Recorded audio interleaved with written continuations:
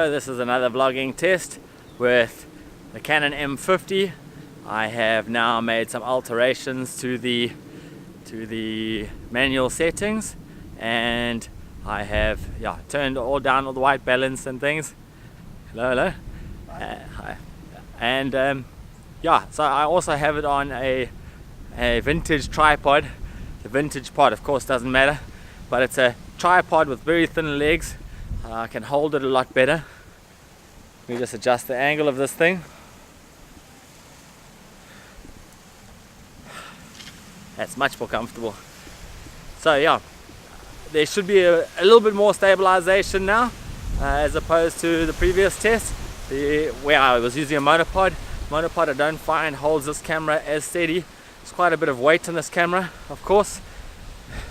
It is a what is this? It's not a bridge camera. It is a mirrorless camera, hence the M. It's a mirrorless camera, so it's got about the same amount of heft as my bridge camera. My SX60 weighs roughly the same size, and I find that the SX60 works a lot better on this same mount.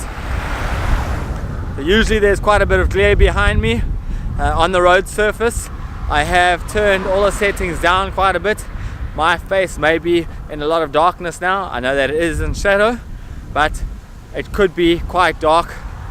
How much detail is it picking up in my face? I can't tell. The screen's too small. Obviously when I turn around now, you'll see a lot more detail. And there it is. So if you're vlogging, the sun is in your face. Obviously beware as well that the camera casts a shadow. If you hold it like this, the camera will be casting a shadow somewhere around on your person, and there it is there. So always be cognizant, be aware of where the sun is, and know that if there's a bit more light on your face, details will be picked up better. Sometimes if the camera tends to blow out as well though, you don't want too much light on your face because that can cause issues too. So how's the stabilization on this camera? At the moment it's using a Rode VideoMic Pro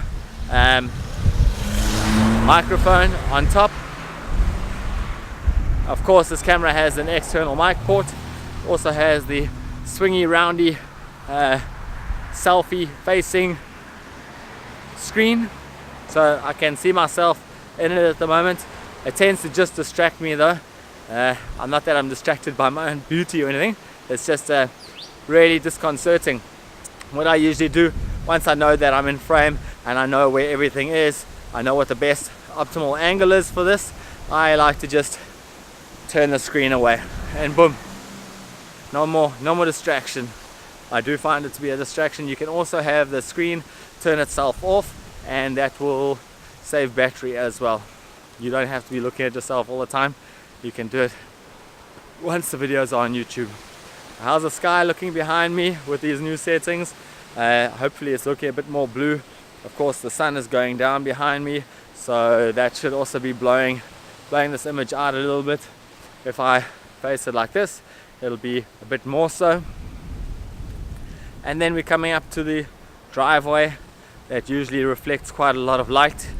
It usually sends up quite a lot of polarized light into this camera. That driveway behind me over there, it's a little bit in shadow now, so it may not be too bad at the moment, but that driveway usually has quite a washed out look to it because it's quite bright, as does this tar behind me quite often depending on the time of day.